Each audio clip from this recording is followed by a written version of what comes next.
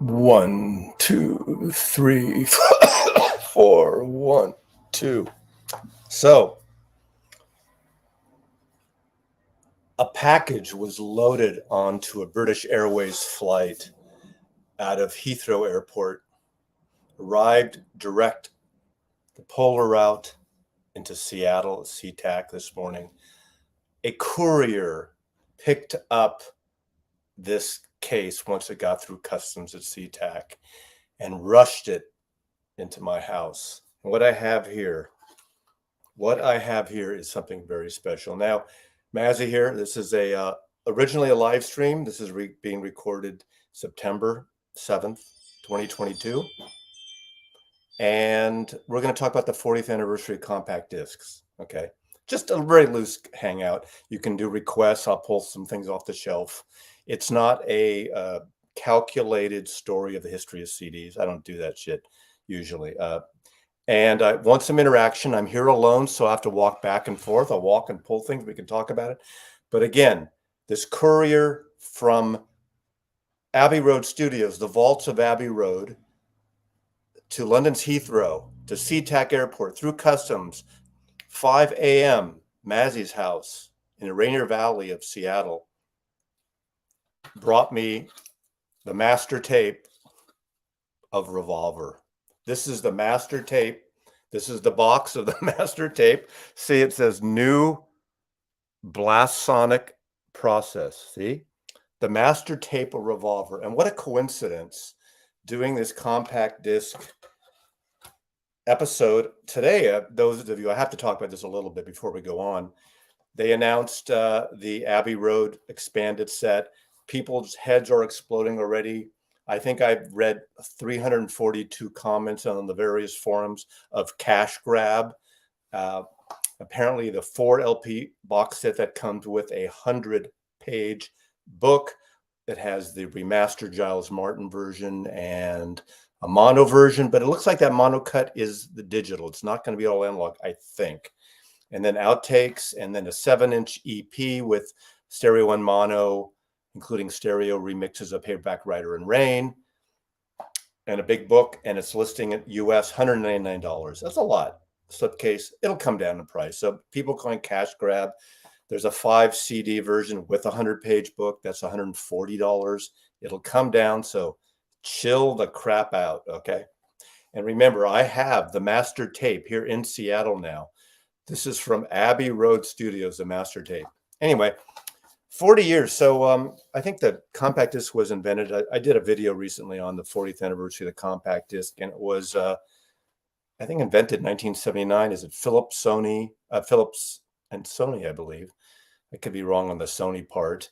And then in 1982, in the UK and Japan, the first CDs came out. I think the first commercially available CD was a classical piece, and then ABBA's Arrival. And of course, the one that was the first million seller was the Dire Straits, Brothers in Arms, and CDs came to the US in the next year, in 1983. So that's it. We're just going to hang here. Now, Marvin, who's Marvin Brooks? Okay. Jazz Shit Brooks is in the audience. Bragg Shit Brooks. I do want to do a little shout out because I did get this a while back, and I mentioned it, I think, in a live stream. And Jorge from Costa Rica sent me this CD. Now, I had never heard of this artist. Apparently, they're from Argentina, from the 80s. They were on and off again through the 90s and reunion tours.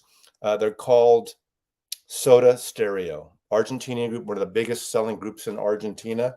So this is out of the 3 groups in Argentina, this is the biggest. I'm kidding. I listened to it a couple times. I'm not into the 80s stuff. It has that 80s artifacts and stuff, unless you're into the bands then. But the later stuff is kind of cool. They get a little harder. Some of it's melodic, obviously all sung in Spanish. But I wanted to thank him. This is a hits comp, by the way. But I don't know their songs to begin with, so I don't have any. What do you call it? Connection to this. So I might need to stick it in the car. And my Volkswagen, I think it was last year, Volkswagen included a CD player. But so there you go. So, anyway, people apparently like this, and that's it. So if you have any questions, I'm going to come back and forth. and show some things as we're talking. Now I'm going to miss things. So let's see, it's 4.5 hours time zone away. Okay, Dean. Okay, I just learned something. I was on this kind of Hoffman private stream with Dean, who lives in Nova Scotia. Tell me if I'm the only one. Did you know I know time changes like East Coast, London, it's always like 3 hours ahead, 9 hours ahead, 1 hour ahead. Did you know there were like 4.5 hours ahead? Did you know there's a time zone that goes a half hour? Newfoundland. I'm sorry. There you go. Newfoundland. Is that because it's Newfoundland? So it's a half hour. I never knew there was such a thing as a half hour time zone. That's just so weird to me. And I'm an old guy. So, okay. Let me see. Hi, John Pyle, Zap, Chicago checking in. He's 2 hours ahead. So I want to show two massive box sets first in the CD era that are my two very favorite. There's something totally off the charts in terms of massive appeal, and I didn't buy them because of what they were worth. They're worth a shitload now, both of them, but one especially. I want to show this. This is the Bob Dylan Volume 12, the complete cutting edge. Bring It All Back Home, Highway 61, and Blonde on Blonde. Every single friggin' take. Dylan's one of those people, if you're into Dylan, this is pretty incredible. Obviously, there are versions that are scaled back, but there's something like, I don't know, is it 20, 25, 30 versions of Like a Rolling Stone? And what's great about this with Dylan, you hear how he really developed the song, how he worked with the band, how Al Cooper worked on that background of the organ and Mike Bloomfield guitar and the whole band. It's really cool. Now, it's hard with one person here. I need like a Vanna White or an assistant. It's got CDs and books. See, I can't even, this is not impossible to do, but you get the picture of it. This is an amazing set. Now, I did put everything on my hard drive. So when I travel around a lot, sometimes I'll drive around listening to all these versions of, especially like Rolling Stone, but all the versions of those three albums. And it's amazing all the output of Dylan did in 65 and 66 and how he really had fully realized songs, but he would change the tempo, the arrangement, sometimes the key. And it's pretty inclusive and expansive and everything. So that's one I wanted to show. Let me look back here. Okay. Mazzy, did you get the Yes Year CD box set? 91. Liam from Liverpool. I did not. How did Blind Willie McTell never make it onto an album? You know, to me, Dylan is the most, I was going to say pathetic, prophetic, you know what I'm thinking about. I'm nervous here. I don't do live streams. I'm not a good liver hosting. I like being the second banana on these things. Dylan really developed songs into so many different versions and standards and things. That's why I would say out of all the bootleg series and unreleased stuff, his stuff is fully realized. We were talking a minute about a Revolver and these Beatles with outtakes.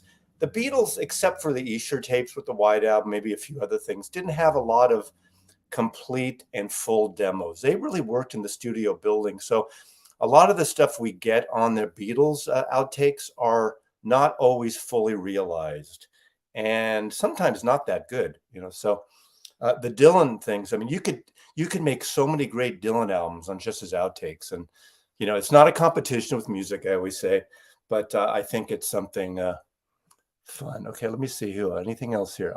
Now I'm on a laptop here, so I'm going to miss some questions. If I miss you, you're going to have to, you know, I don't have no problem if you ask your questions again, but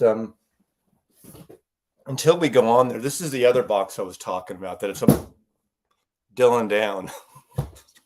There's $600 to waste. I think that goes for $1,000 now or something. So, okay, the Pretty Things. If you don't know the Pretty Things, they're actually one of Jimmy Page's all-time favorite bands.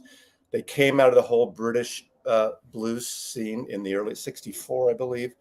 And in America, they were hardly known, but they went through a lot of incarnations. They're credited as possibly doing the first rock opera. Before Tommy, they did the Pretty Things album, SF Sorrow, not San Francisco Sorrow, but SF Sorrow. in 67. And then they, like in the early, like around 1970, 71, they became sort of a glam rock band. But they got the rights to all their music back and the copyright and the publishing of all their music after so many years. And there's a great story in here. And this is all CDs. Let me just show you the best way is showing this. This shows it all. Got CDs, got some 45s, it's books. It has replicas of the legal writ and of how they got all their publishing back, which is totally overkill, but it's a really cool collection. So if you're into the pretty things, I know it's long out of print, but again, and beautiful books and all the great artwork. You know, I'm a big fan of the artwork and things. You can look it up, Pretty Things. And it's called A Bouquet from a Cloudy Sky, The Pretty Things. I think this is a fantastic set.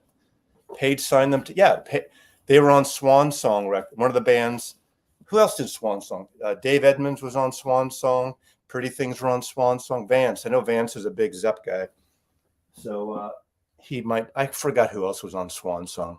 Crazy question. Did you buy the mono and stereo CD of the Beatles box set as well, both vinyl and box? You mean when they came out, the 2009 and 13, I did get the mono and CD box sets back then. Yes.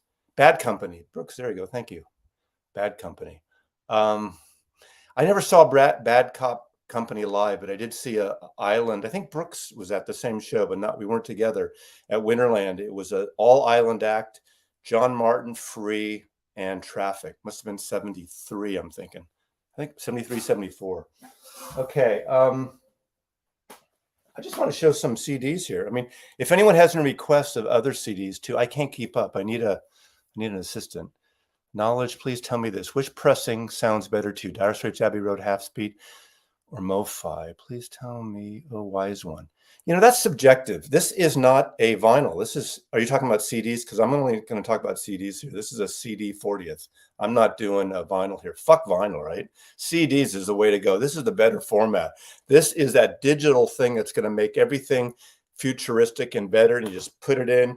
You can not have to turn the record over. You know, I remember I actually had a turntable even when I was 19, 20, and I stacked records, and I actually stacked records because if they're not warped, they have that lip, they would plop down, they wouldn't scratch the other one. Of course, we didn't know. It was about the music, stupid, right? My favorite sounding best CD. Oh, you know, okay. This is something, I love this album. This is Dillard and Clark, Doug Dillard. It's bluegrass country-ish, and it's Gene Clark from the Byrds. This was original on A&M Records. Fantastic acoustic-based record. This is an Intervention reissue SACD that came out in the last few months, and it sounds awesome. So if you're into this album, I never had this on CD. I've had original A&M record.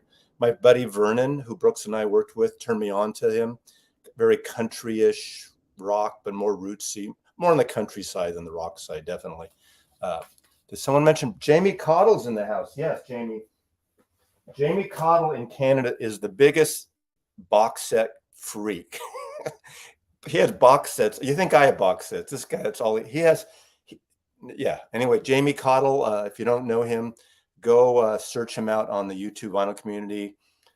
He should be in the box set community. This is a very favorite of mine. Now, let's talk about format. I think this is an important thing.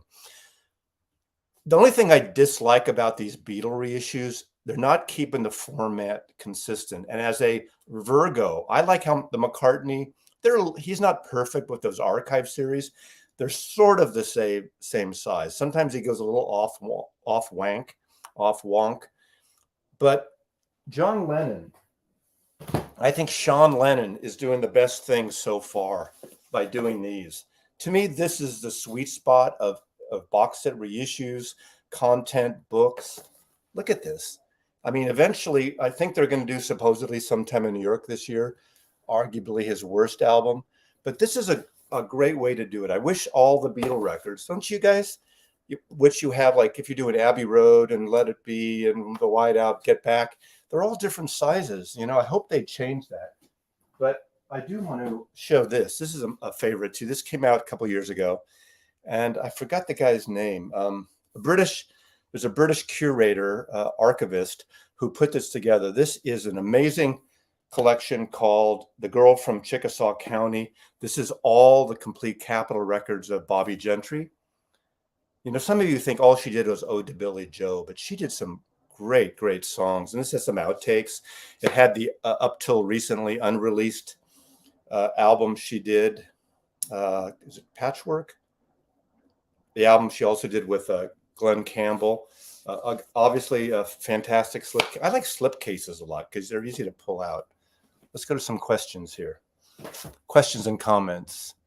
Continuity. Miles Davis metal spine box. Let me grab a couple. They're all, and the thing is, what's great about the Miles Davis spine, they're not all metal spines. Well, yes, well, kind of, not really. I'm here.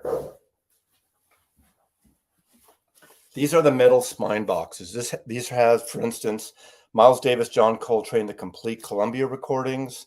We got the complete Miles Davis 7 Steps, the complete Columbia recordings of Miles Davis, 63 to 64.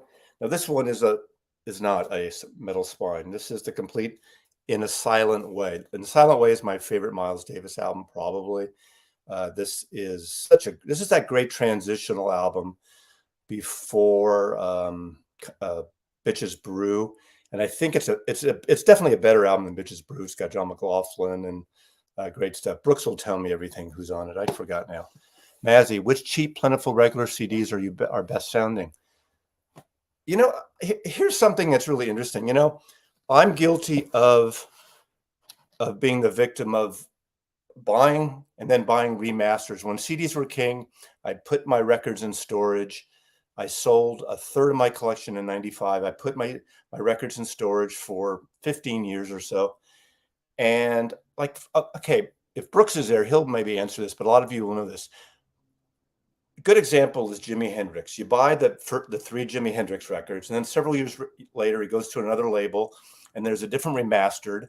Then there was a CD version of the Jimi Hendrix records with stamps. Remember the ones with stamps included?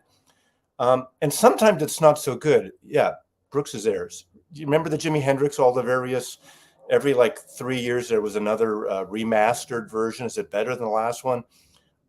You know, that's subjective, and it how you compare to something else. Oh, I gave you the stamp box. Yeah, that's right. For your birthday, as I remember, right?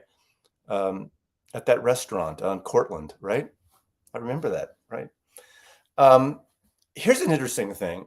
Royco Disc. Remember Royco Disc got, for some reason, I don't know, they outbid. They got David Bowie's catalog and Elvis Costello's catalog. And I have those, and what's great about them, they had these extra tracks. But that was the time when the loudness war was kind of happening. And those Elvis Costello, I pulled one out recently.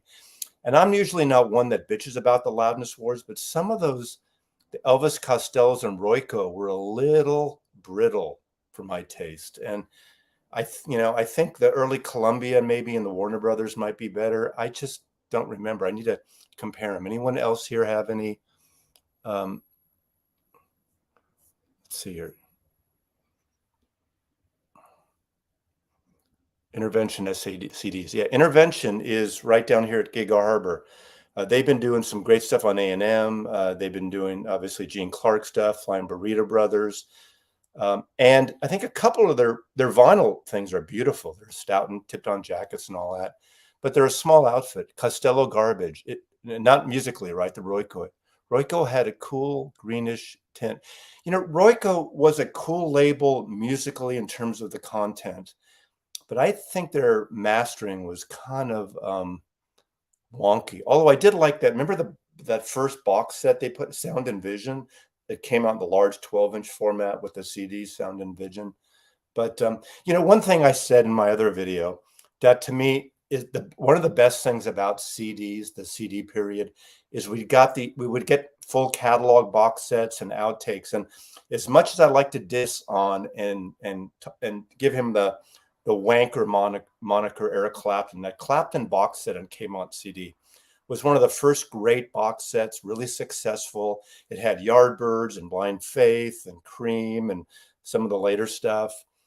And it was really good. And also one of the biggest surprise in CDs early on, box sets, was the Columbia 2-disc box set of the Robert Johnson. And all of a sudden, people who had no idea who Robert Johnson was discovered Robert Johnson. So I thought that's pretty cool. I think I'm talking too fast. Trans-Europe Express. Are we talking Kraftwerk here? Let's see. You know, exactly, the Zappa. The Zappa ones, let's talk about Zappa here.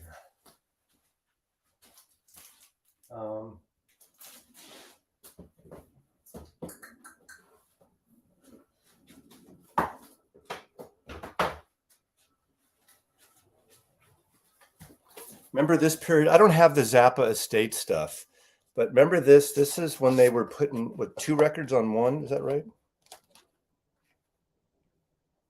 Oh no, Only in It for the Money, Freak Out, and Lumpy Gravy. Lumpy Gravy? Wait a second. Oh, this is We're Only for the Money and Lumpy Gravy. These are the twofers, I guess, where they're putting 2 CDs on one. Now, what do you think about that? Some people want, there's this whole argument now. CD holds about what, 70 or so minutes max at this point, give or take. And they'll say, like, especially when the Beatles finally came out in 1987, 88 on CDs, some people said, well, why don't you just put 2 albums on every CD? I'm one that doesn't like that. I want a CD. I want an album to be a complete album, even if it's only 30 minutes or 25 minutes. Anybody disagree with me? I'm sure a lot of people disagree with me, but the Rhino Elvis Costello sound very fine. Okay. What did I play recently? Was it Veronica? The one with no, that was later. That was a Warner Brothers. What's my favorite CD box set? I had started out with this limited edition is my favorite CD box set. It's not available. It's overpriced. I don't have the 10 CD. Those, that's something that's really good too. Let's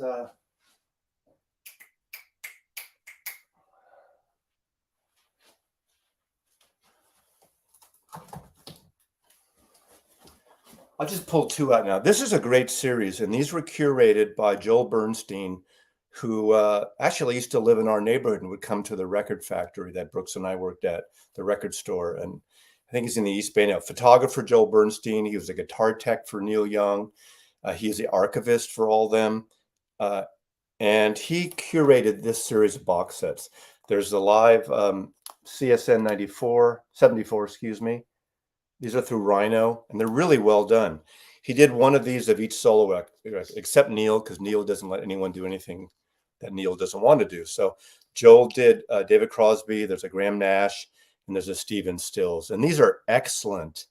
They sound good. They're mastered well. They have demos, great stuff. So box set, the John Lennon Anthology box. Oh, that's an interesting set, Liam.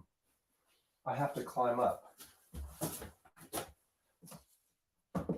Is this the one you're talking about? Oh, the Anthology. This is one I really like. This is designed by a guy that I've showcased a few times, Tom Rashawn, who worked at Capitol Records, who was an avant-garde composer also.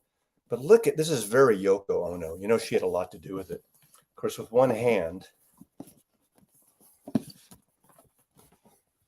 Look at this.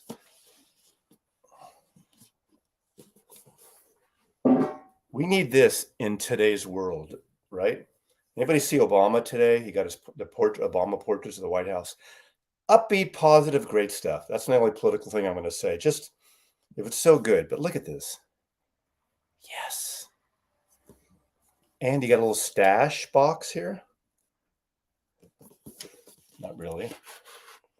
And this has a little doodad in it. But a beautiful design.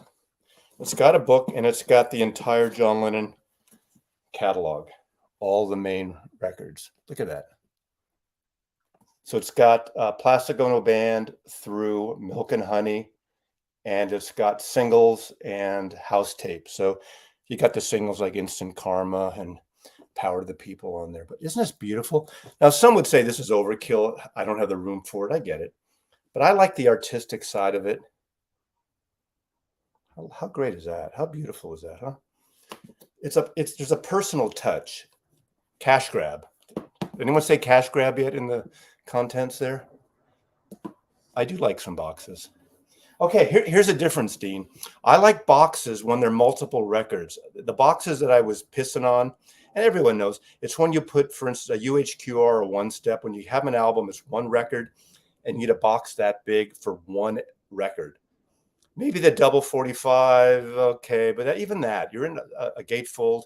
Do you need a box for one album? If it's a 3 or 4 or 5 record set by an artist, a box makes sense. So now I know you're teasing, that's okay, but I need to.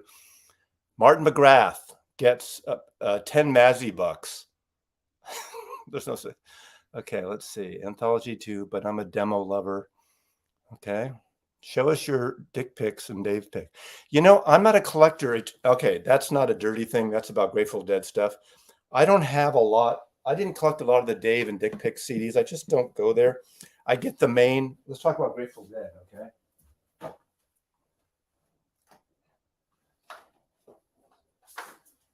I pretty much don't go for the Dick Pics and Dave pics of the Grateful Dead, but I go for the concert things like this. And this is the So Many Roads 65 to 95. This is a comp, but this is the Winterland 73, I believe. And I went to 3 of these shows. The first night I went with my girlfriend at the time. I won't mention her name and embarrass her. And after an hour, she had never been to see the Grateful Dead. And after an hour, she got bored and we had to leave. So the next few nights I didn't bring her. I went, it was before I knew Brooke. So it wasn't, I don't forget who I went with. But this is the Winterland. So I went to, this was what, 5, I think they played 5 nights.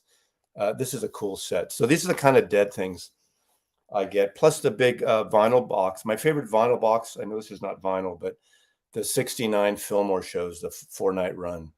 I like those a lot. Yes, Brooks, KF. But she also walked out on Springsteen, Born to Run. She regretted that later. Any takers on the, no. What I did is, on the other stream I was on as a guest, I said, if someone offers me 5, we're trying to help our friend Fred Putterman. If you know his channel, his stream, there's some financial things happening. I know everybody needs something. So I will sell this for $500. I'll throw in, this is the master tape from of Revolver. You PayPal me Maslov at Maslov.com, $500. It'll go all to Fred Putterman. And I will send you this and some other goodies. That you need to be like a tech bro. I think Brad Pitt watches my channel. So if Brad, you're out there, it's for a good cause. Okay. Nielsen box set. Oh yeah, that's a good one.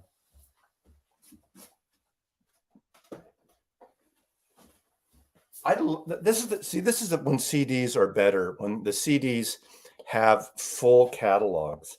This is a complete RCA box. It's hard to do it with one hand here, but you know, you get the picture. And again, I mentioned this. I got some blowback from people. I hate jewel boxes. They crack, they chip. You know, and I don't believe that these really screw up. You know, you could put an insert in it in terms of scratching. I've never had a scratch CD from a collection. Some people don't like the idea the spine is like almost non-existent, but that's my whole bitch about compact discs are supposed to be compact, and a jewel case is like 3 or 4 LP thickness. I mean, and look at those. Remember those doubles? Okay, the worst offender. What the fuck is let's.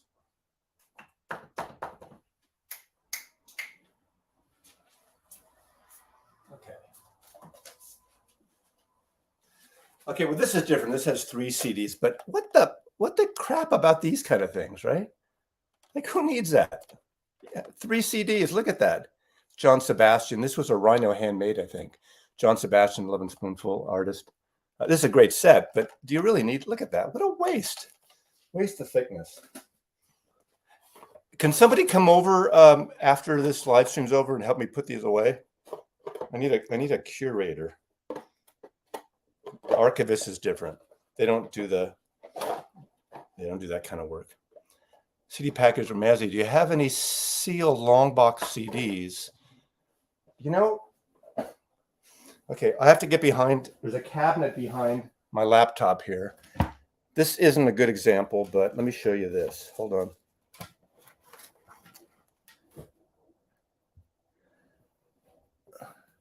Okay, I have about 6 of these.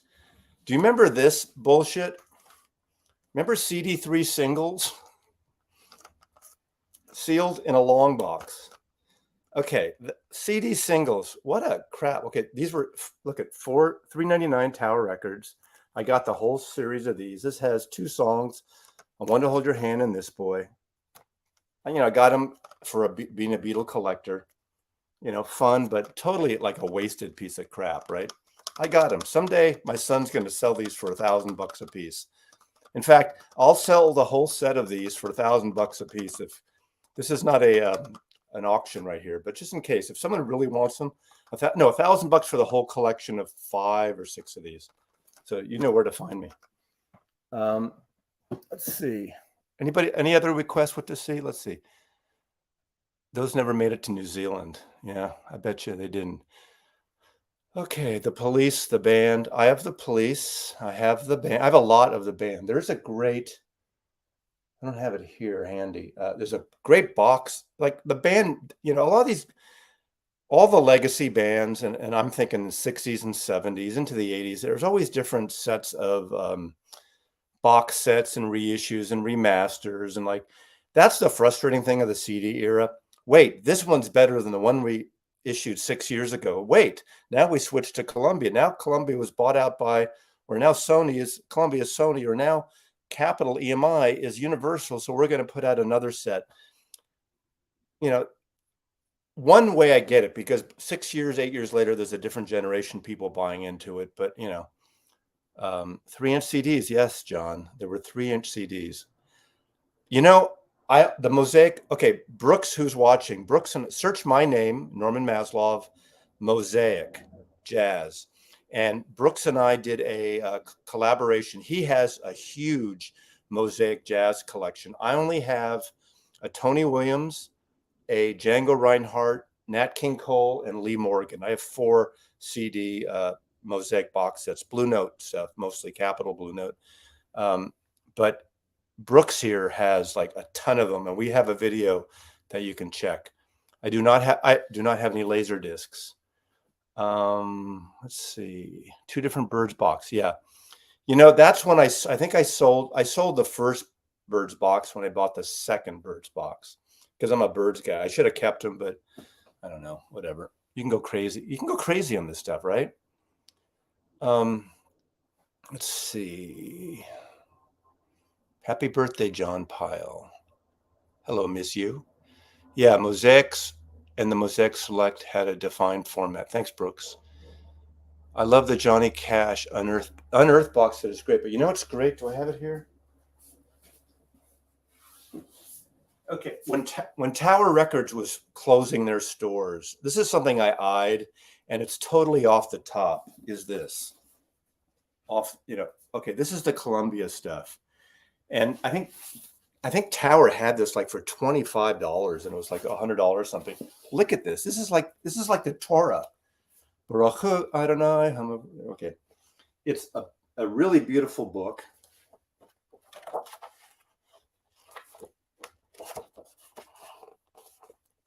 It's a huge book. I mean, you wouldn't know it's a record. I just got a poster that fell out, but it also has 6 CDs, and this is number 13,098 of 20,000.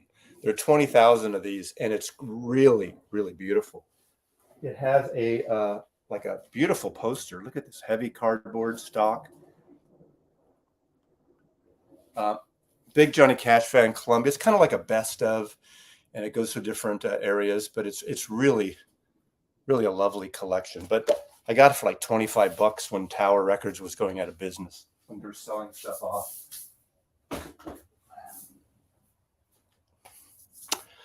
Let's see.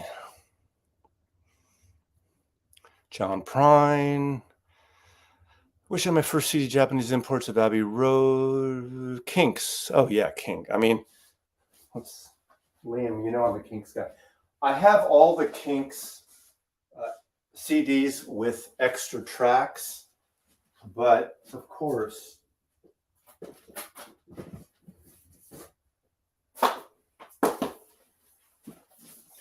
These are great. And there's a new one come out. This is obviously Lola. And this is Arthur. But what? Okay. Arthur, what's his name? Sandoval. Andrew Sandoval worked on curating these and remastering these, and they're great.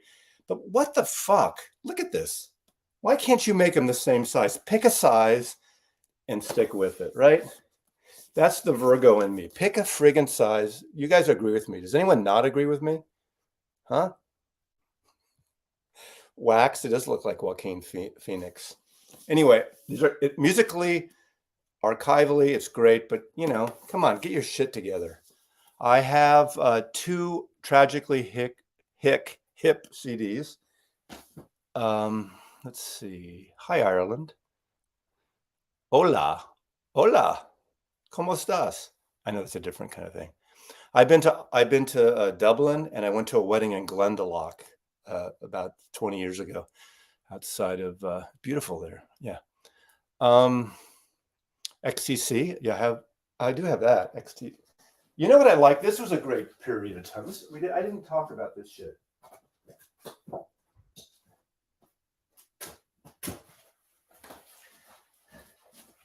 There was once a time all those years ago where record companies were consistent with these kind of boxes. Now, some people don't like them, but at least this kind of binder type were consistent. Maybe the covers were a little different. Like this is Sinatra, and what's great, there was a Capitol years, a Columbia years, and a Reprise years.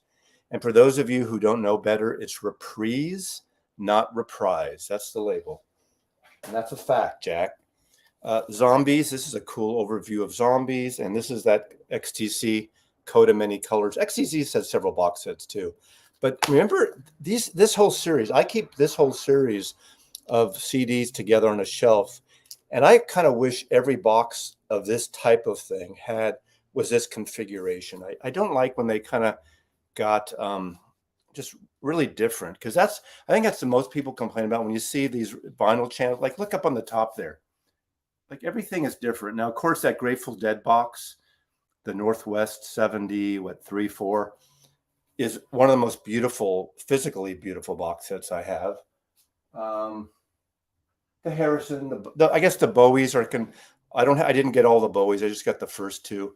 But when they have these, I get the idea. Okay, you want to see a fucked up box design wise, but it is pretty cool looking. This one, I feel like I'm going to do a magic show. Mazzy, any CDs you prefer over the vinyl version? I'd have to think about. I think it's the mood I'm in. I'm down in my office and music room, and I usually play CDs down here more than upstairs, where my main room is, where I play vinyl. I have an old 40-year-old turntable here, so my main system is vinyl upstairs. But sometimes I shake it up. But this is the weirdest design. This is Herbie Hancock. This is the Warner Brothers stuff. Every time I pull this out, like every year I pull it out, I can't figure out how to open it. This is like a Rubik's Cube. Seriously. Oh. Okay. Usually it takes me 15 minutes to figure out. So it opens up. And now I'm going to saw a woman in half.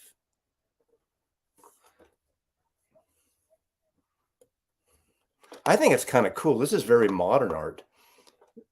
I think it's kind of cool. It's totally a weird ass design, but look at that. This is like those, when you're in a medical school and you have the overlays of the anatomy of like your bones and your livers and your bloodstream and your veins, and it's just like that. So, okay, what else? Howdy. Do you have any massive Sandy Denny box? I don't have the massive Sandy Denny box that came out. I do have the vinyl, the 4 LP Sandy Denny, but I really liked it a lot. Pretty Things box set is my favorite. Yeah, that's a great one. Talk about a waste of space.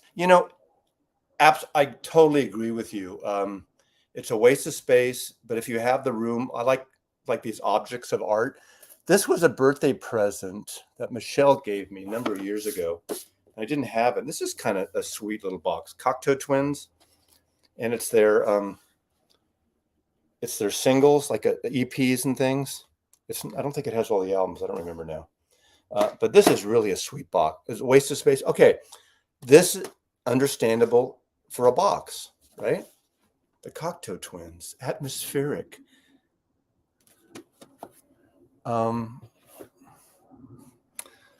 Let's see. If you have to show the Frank Sinatra complete reprise studio recordings, I don't have that. I do have those ones, the long ones I showed you of reprise, like the best of. I don't have the complete. Only certain artists I go complete with. I do not have my CDs yet at all on Discogs. And I think that will be easier because of barcodes. And usually with CDs, you don't have that matrix stuff of all the various crazy things. I just, I need someone, I need to do my CDs at some point. What's your heaviest CD box set? I think this is probably at the Dylan. Again, I'm showing the Dylan. I think this is the the heaviest physically. Physicallyest is not a word.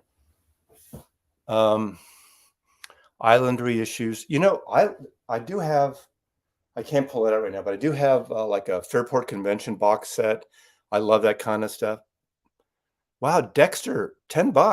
Mazzy bucks. Thank you. Dexter, you're not going to kill us and wrap us in plastic, are you? Or you're not that Dexter. Wow, a dono. I had never had a dono in my entire life. And those of you who don't know donos, it's a donation. It's basically, I'm up here doing my shtick. Now, I will take my shirt off for a $20 dono.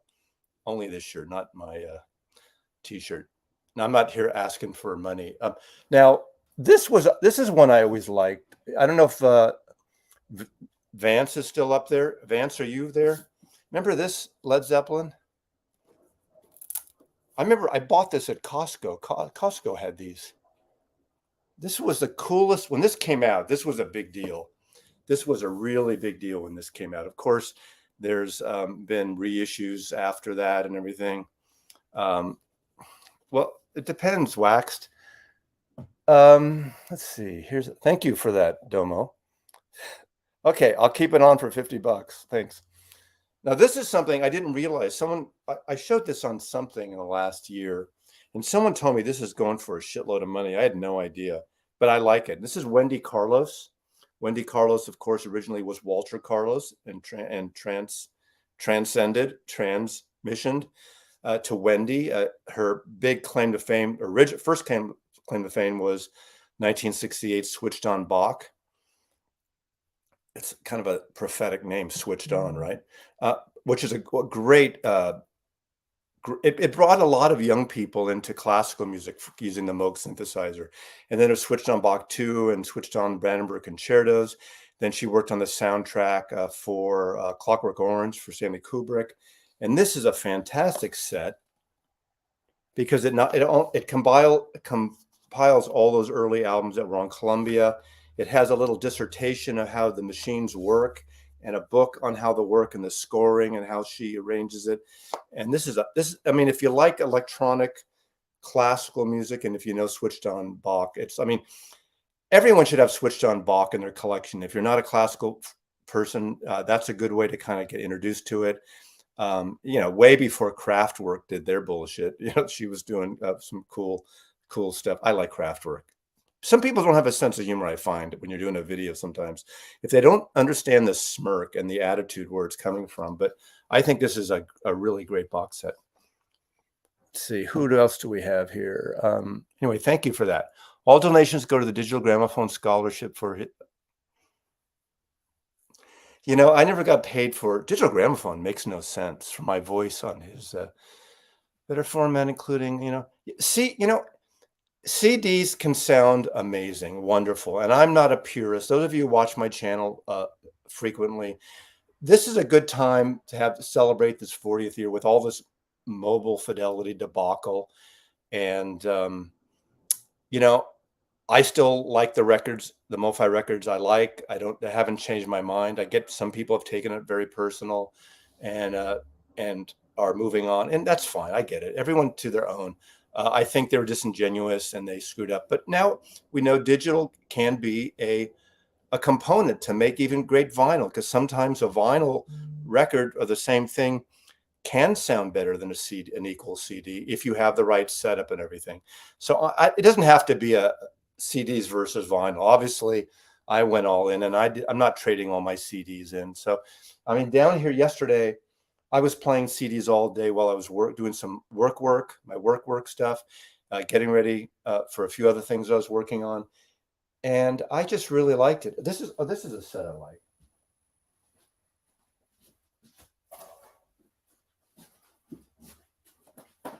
The problem with stacking these, they're all different shapes. There was various configurations of this. This is Lovely Creatures, the best of Nick Cave and the Bad Seeds, 84 to 2014. And this is the slipcase edition, which has this amazing book. Again, those of you who watch me know I'm really into the book and the artwork. There's Deanna, you know that song Deanna? Oh, Deanna. And it's, there's writings and photographs and poetry. And there's different configurations of this. And I love it. I'm a big, probably my favorite artist from Australia is Nick Cave, my favorite musician. So love this. Another one that when I was showing the Grateful Dead, this is a beautiful, look at this box. This is like the Torah, literally. Baruch Hu Adonai Hamavrach. This is Grateful Dead, June 1976. Great slip cases. I think the Dead has some of the best. I mean, their designs are all different configurations physically, and they're beautifully curated, beautifully designed. These wonderful like book volumes. I mean, I just love this stuff. Again, it's the music that's important, and I get why people stream, but maybe it's a generational thing.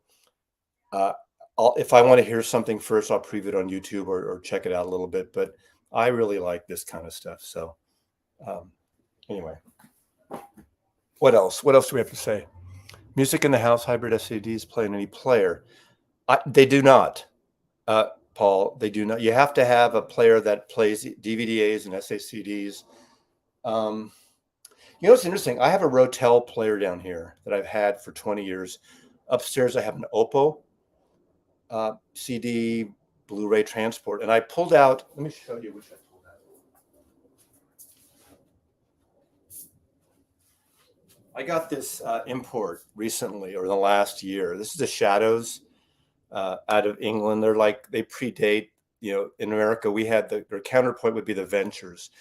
Surf guitar cover songs, great. I mean, the great, not all Fender, but I think that what did they do? Mosrites. What guitars did they use before they got into the Fender Strats and Jaguars and all that? I don't remember.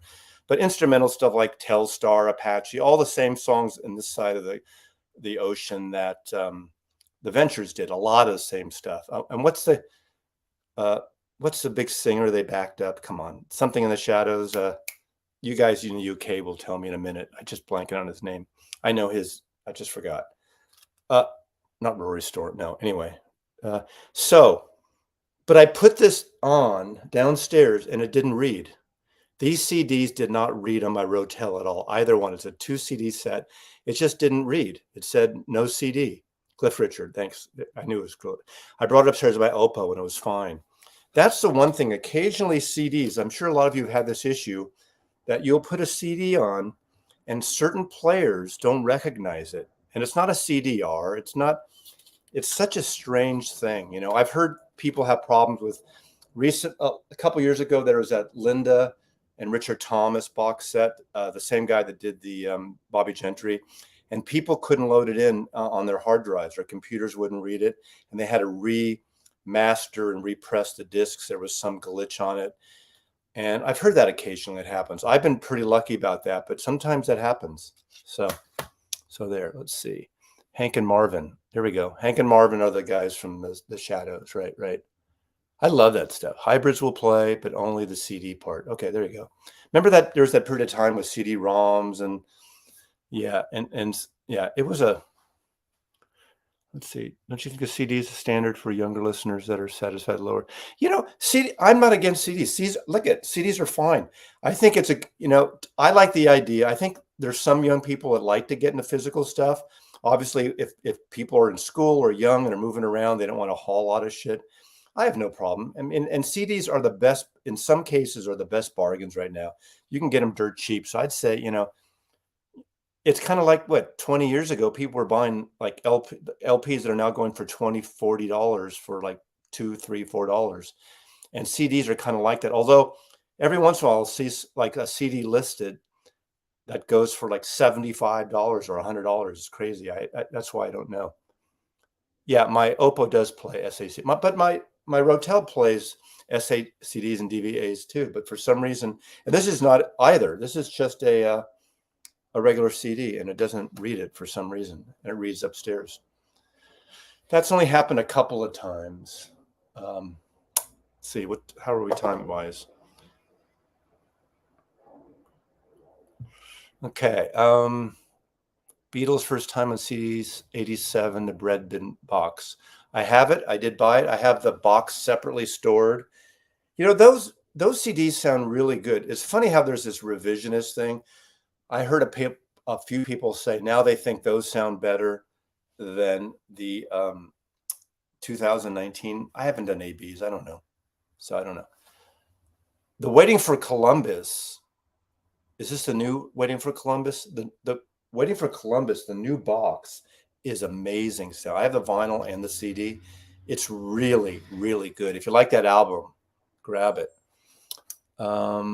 Real made in US Fender. Okay. I'm trying to go back and see promo CDs that have watermarks. Oh, well, remember for a while, there was that couple of years where labels put copy protection and people were pissed because it was screwing up some of their, it wouldn't play on certain CD players. Do you think they're standard? Okay, we got that. Hank Marvin, okay.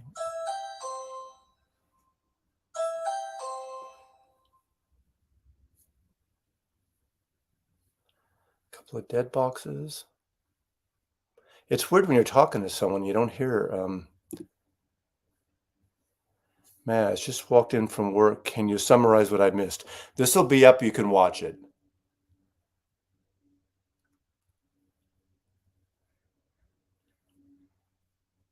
Let's see.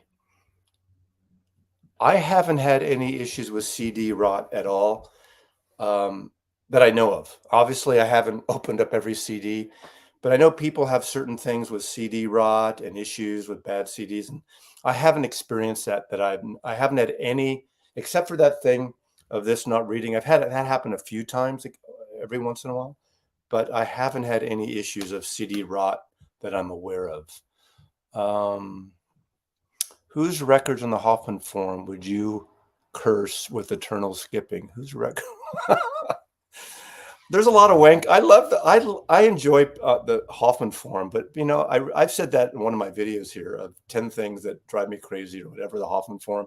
I like it, and I've learned a lot from different people, and I'm sure people feel the same way. I'm probably a wanker to some people, but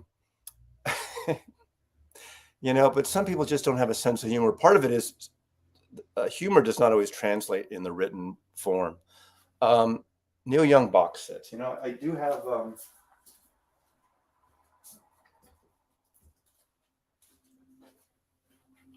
I do have these. Remember this? Now I didn't get the DVD box set. This is a weird kind of design, right? Neil. That was the first of the, and then of course this one. This is number 2, volume 2.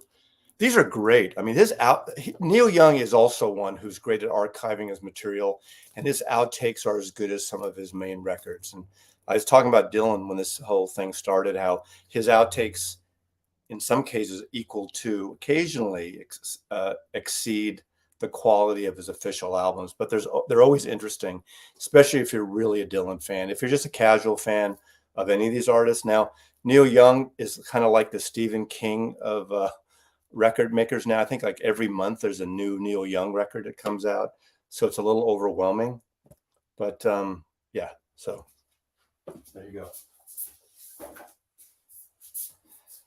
Let's see, I think I'm going to just do an hour, so I'll stop at top of the hour here at 4 o'clock.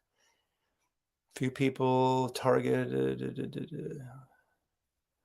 Assume you've talked about the Beatles box set announcement. We talked about here because at the very beginning, those of you who didn't see the beginning of the show, and I'm going to repeat myself here, a courier left Abbey Road Studios this morning in St. John Woods, got on the tube at the St. John station, went to Heathrow Airport with a metal container, got on a plane at Heathrow, went to SeaTac over the polar route, landed in SeaTac, went through customs. Uber Eats picked up the courier packet and delivered it to my house in Seattle and delivered me with the master tapes of Revolver. The master tapes of Revolver are here. Yes, we did talk about it early on. Thank you, Catherine. Nick. Courier, huh? You already heard the joke an hour ago. Neil Overkill for sure. Exactly. Tape shtick. Yeah. Any last questions? I didn't get, I have not been getting, it's funny. As much as I like the Rolling Stones, they're one band. I don't feel, I think I got XL Main Street with an extra CD of demos or alternate versions, but I don't get the CD. I don't get the big, like Goat's Head Soup or any of that stuff. I don't do Stones like that, although I love the Rolling Stones. Give my regards to Broad Street is the worst piece of shit Paul McCartney has ever put out. Do you have Pink Floyd Pulse? I have the vinyl version of Pulse. I do not. I never got the Blinking Light CD version, but I have a later pressing. I guess 5 years ago I got it. Room tour of the one Wax did for you. Room tour of the one. What did the Rev do for me? You have to Domo me $25 to mention the Wax again. Super Free Animals. Yeah. Oh, I'm a completist with Super Free Animals. I think they're the best band out of Wales. I think Rings Around the World is one of the best albums of the last 20 years or whatever that's been. I think it's very great pop, electronic, psychedelic. It's a real mishmash and it's really good. Very pop. I love what Rings Around the World. I like Golden Retriever. That's on the next one, right? What's the one? I have them. I love them. Yeah. The best band from Wales. I'm doing this without anyone paying money. I'm taking my shirt off. I do have that too. That's the album they sung in Welsh, right? I can't even pronounce it. MWNG. I drove through Wales on my way from London to Liverpool once. And of course, if you've ever driven or have ever been to Wales, every signpost when you're entering a city, it's like 47 letters long and there's no vowels.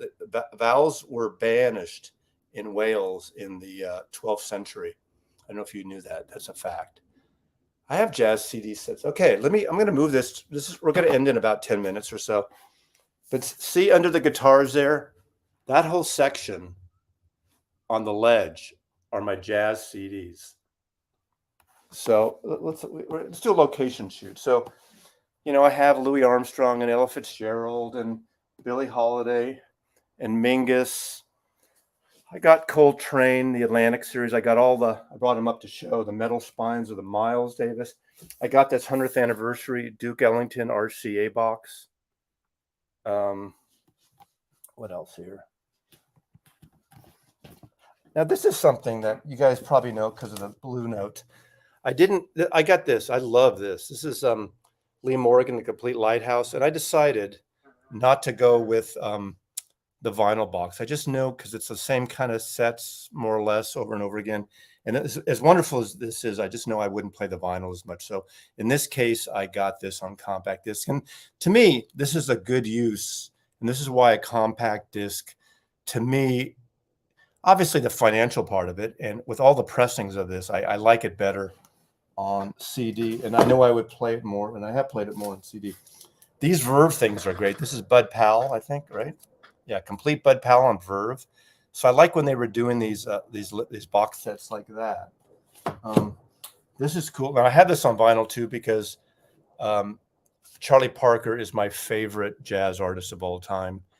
And this is, one of the innovators, inventors of bebop, obviously Dizzy Gillespie. Just a great set. Errol Garner, Max Roach, Milt Jackson, who would later go on to start with John Lewis, Modern Jazz Quartet. Modern Jazz Quartet doesn't get a lot of love around here. People think they're too, I don't know, easy or limp or wimpy, but I love the Modern Jazz Quartet. I think they're kind of cool. So let's see. I know you have a lot of bootleg vinyl. Do you have clip bootlegs different? I don't have a lot of bootleg on CDs. Is it funny? I have, I'd say 80%, 90% of my CDs are on a hard drive. And I have three friends that we share the hard drive. They give me their stuff. I give them their stuff. I know it's violating the copyright of the artist, but we all buy a lot of shit. And sometimes I used to play at my house and have my hard drive go throughout the house, through speakers upstairs or something. But I don't do that a lot anymore. I just play records or CDs. And I have a pile of CDs I still haven't loaded into my hard drive yet. So what is favorite Pink Floyd song? Well, my favorite Pink Floyd album is Metal. Echoes. If I had to pick one, maybe Echoes would be. I'm going to lean this down here. I don't know if it's going to work here. I think Echoes would be my favorite Pink Floyd song. But this is a good example where CDs, like this is 5 original albums, Joe Henderson, Blue Note. I think this is a UK. Is this UK? Yeah, this is a Netherlands. Well, Amsterdamian. And this is like, what is it? $25 for all these records. I think it's a great way to get into certain artists. As I'm looking here, here's another one. I'm sure Brooks knows about these a lot too. Freddie Hubbard. These are some Blue Note records. Hi, Mazzy. You play guitar and drums? Well, I don't play drums really. My first instrument was accordion. I did learn the drums, and one of my early close friends, Larry, and I met in junior high school. We were in the junior high school orchestra, both played drums. And then I played the timpani and he played drums. And we wanted to start a band. So I quit the drums so we could start a band and learn guitar. And my friend Larry died the year before I left San Francisco and moved to Seattle. When I moved to Seattle, his wife gave me his drum set. And this is a Gretsch jazz set he bought about 6-7 years before he passed away. When we were in a band together, he had a great blue sparkle Ludwig set, like the Ringo set, but different colors and sparkle, metal flake, whatever they called it. I play guitar, not very well, but I love playing. Since I was a kid, I play guitar. What else? The first instrument was accordion. Yeah. You know why? Is that Mr. Rashawn? Is Mr. Rashawn in the house? If that's you, Tom, I mentioned your name earlier because I showed this. If that's you there, I showed this, and you designed this, didn't you? Can you just tap 3 times in the comments section? If you designed this, Tom, please say yes.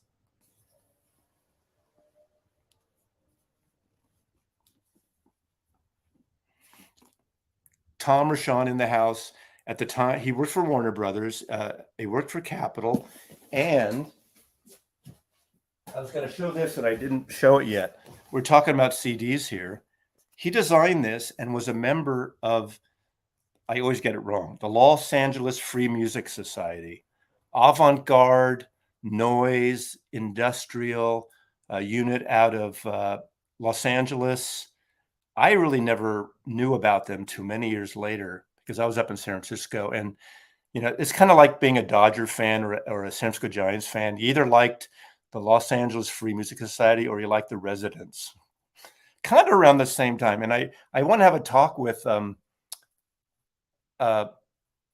about it sometimes because he probably doesn't think they're anything alike. And I'm sure they're not. But I can't think of any equivalency of some kind of avant-garde. Maybe the Residents were more performance-based, but you guys were too. I wish I'd seen you there. Yeah, so Yoko didn't have much to do with this, but I was showing this earlier, Tom. Whose idea was to do the little thing so you can put your like Coke stuff in here, your stash drawer, and the bottom, like a secret drawer. Look at this. There's a secret drawer.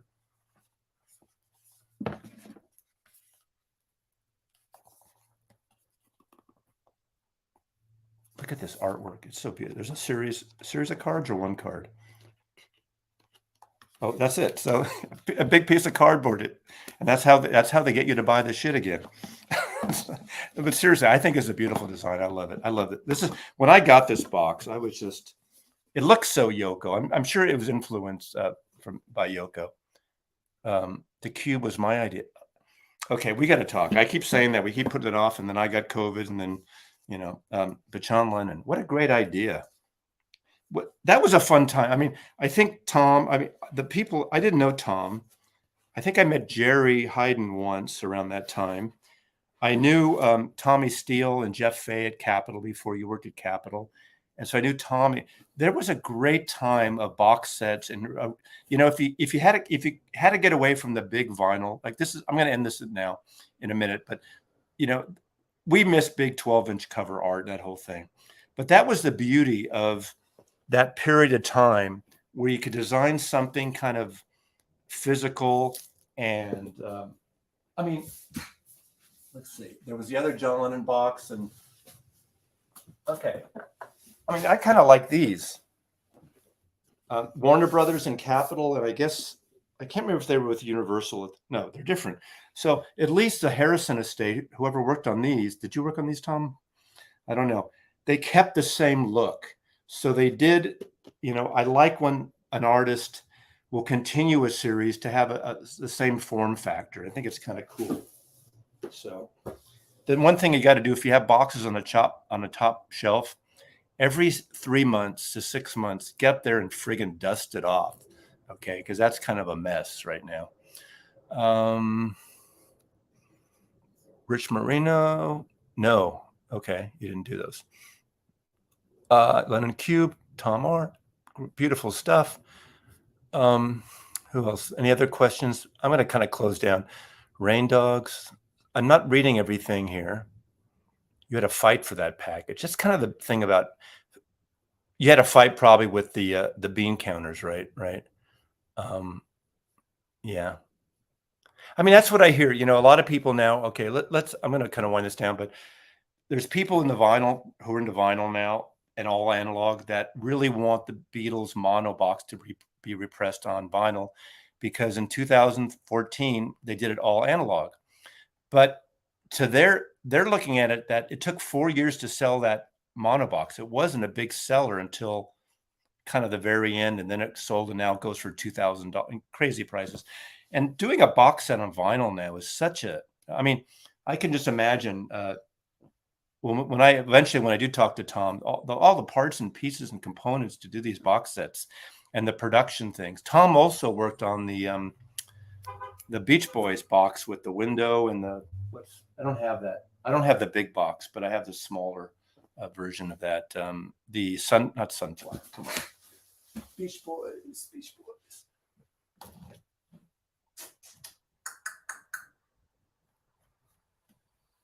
Oh, I don't know where it is now. Sorry. Oh, well. I can't remember that. So it's always a mess. I like hearing horror stories. And I think it's been 7 years after, at least 7 years, so you can tell the horror stories now after the fact. I love talking about horror stories. Anyway, I think that's enough. CDs, they sold us the same shit. Remember when they first came out, they were $18 and then maybe 15, and then they're promised that they're going to be cheaper. Of course, they never were until the last decade, maybe once vinyl kind of made a return. But, we were buying that same shit. Those were expensive, they made so much money in the CD era, but it was great having these things like these box sets. At least I like it. And one of my favorite too was Rhino. Rhino did all that stuff, I guess, when Warner Brothers bought them or picked them up, and they did some wacky ass box set. There was a guy named, and I'm sure Tom knows him, Hugh Brown. Hugh Brown worked on some of those. And I know Andrew Sandoval curated them musically and produced them. But some of those box sets like Beg, Scream and Shout, Testify, I'm looking over to see some of them, but they were just weird shapes, weird boxes. Have a Nice Decade, the 70s box set with the grass on the cover, the Hat Box, the Girl Group box set, weird ass stuff. And kind of fun if you're into it. I mean, but some of it was so over the top. So anyway, I'm going to sign out now. I really appreciate you watching. This will be up if you missed the beginning of it. I just thought it'd be a fun thing to do. 40 years of compact discs. And yeah, Hugh Brown, right? Yeah, I met Hugh because we had a mutual friend, and he was at a couple of dinners when he was in San Francisco way back there. But he did great stuff too. I mean, anyway, thanks for watching. I really appreciate it. And support the channel. If you don't subscribe. This is all the business bullshit. I am a marketing sales guy. Remember, I'm an artist without a discipline. I can't do shit, but I sell shit. And that's what I have done for my photographers for 37 years. So this is fun doing this for a change. Thanks for watching. And Mazzy loves you. End broadcast. Push the button. Mazzy out.